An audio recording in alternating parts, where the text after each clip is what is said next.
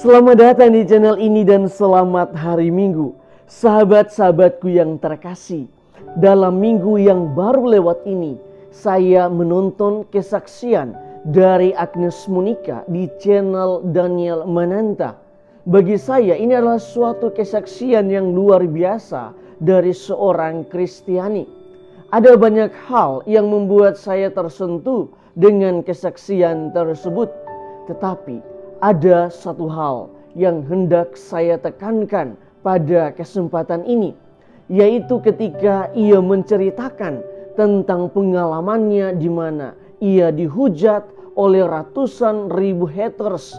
Pada kesempatan itu ia tidak mau memblokir para haters tersebut karena ia percaya bahwa ia harus menjadi saksi hidup, bukan hanya bagi orang-orang yang percaya, tetapi juga untuk orang-orang yang tidak percaya. Dan bagi saya ini adalah suatu kesaksian hidup yang baik dari seorang Kristiani. Bacaan pertama hari ini berbicara tentang kebaikan kasih Allah. Firman-Nya mengatakan, "Hai kamu semua orang yang haus, marilah dan minumlah. Terimalah gandum tanpa uang pembeli dan makanlah. Minumlah anggur tanpa bayar." Hal ini memperlihatkan kasih Allah yang begitu dalam, yang senantiasa memperlihatkan kehidupan kepada kita. Namun di balik kasih-Nya, Allah juga mengharapkan agar kita mendengarkannya. Ia berkata, "Dengarkanlah aku, maka kamu mendapat makanan yang baik, maka kamu akan hidup." Dalam permenungan saya, cara terbaik kita untuk mendengarkan Allah ialah dengan melihat Yesus. Sebab di dalam bacaan Injil, Allah sendiri mengatakan kepada Yesus, "Engkaulah anak yang kukasihi, kepadamulah aku berkenan." Itu artinya barang siapa mau agar hidupnya berkenan di hadapan Allah, maka ia harus melihat Yesus, mendengarkan Yesus, meneladani atau bahkan mengikuti cara hidup Yesus. Sebab sebagai pengikut Yesus, kita tidak hanya sekedar beriman kepada Yesus, tetapi kita perlu hidup seperti Yesus untuk memberikan kesaksian kepada dunia. Mengapa demikian?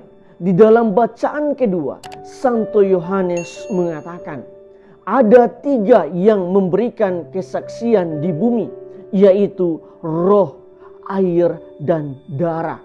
Roh adalah Roh Kudus sendiri yang memberikan daya dari dalam diri manusia untuk bersaksi tentang kebenaran. Dan kesaksian tentang kebenaran itu berawal dari sejak kita diangkat menjadi anak-anak Allah lewat pembaptisan dengan air, bahkan sampai kita harus mengorbankan hidup kita sebagaimana kematian Yesus di kayu salib yang disimbolkan dengan darah. Sahabat-sahabatku yang terkasih, marilah kita merenungkan sejumlah permenungan berikut ini. Pertama, sebagai orang beriman, semestinya kita sadar bahwa hidup kita telah sungguh-sungguh dilindungi dan dijaga oleh Tuhan. Yesus pernah mengatakan bahwa bahkan rambut kepalamu pun terhitung semuanya. Karena itu jangan takut, karena kamu lebih berharga dari banyak burung pipit. Injil Lukas pasal 12 ayat 7. Bahkan di teks lain, Yesus menegaskan, "Dan beberapa orang di antara kamu akan dibunuh, dan kamu akan dibenci semua orang oleh karena namaku. Tetapi tidak sehelai pun dari rambut kepalamu akan hilang. Kalau kamu tetap bertahan, kamu memperoleh hidupmu." Itu artinya Allah akan sungguh-sungguh berkuasa atas hidup kita. Sehingga yang Allah kehendaki ialah mendengarkan Dia. Dengarkan Dia dan berikanlah kesaksian tentang Dia. Kedua, kesaksian kita tidak melulu tentang sukacita bersama Tuhan, tetapi kesaksian kita juga tentang pengorbanan dan kesetiaan kita terhadap Tuhan. Kesaksian kita tidak melulu tentang rentetan kebaikan Tuhan untuk hidup kita, tetapi juga tentang kesetiaan kita kepada Tuhan dikala kita dilanda badai kehidupan. Dalam arti tertentu, menjadi saksi Kristus bukan saja pada hal-hal yang sifatnya sukacita saja, tetapi lebih daripada itu, kita juga harus siap menjadi saksi Kristus dalam penderitaan atau kesulitan-kesulitan yang kita hadapi, seperti Yesus menjalani penderitaannya hingga wafat di kayu salib. Ketiga, kita tidak hanya sekedar beriman kepada Tuhan, tetapi kita berusaha agar hidup kita menyerupai Yesus. Mengapa demikian? Karena dengan hidup yang demikianlah yang berkenan bagi Allah. Lagi pula, Allah telah menyiapkan segala sesuatu untuk kita. Perlindungan dan kasih Allah tidak terbatas untuk kehidupan kita. Hanya saja yang Allah minta, yaitu milikilah hidup seperti Yesus dan jadilah saksi dengan hidup menurut ajaran Kristus.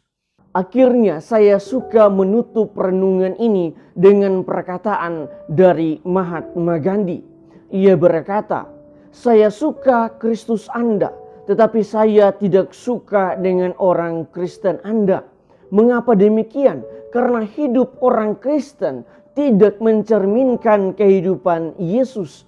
Oleh karena itu ia berkata lagi, jika orang Kristen benar-benar hidup menurut ajaran Kristus seperti yang ditemukan di dalam Alkitab, seluruh India sudah menjadi Kristen.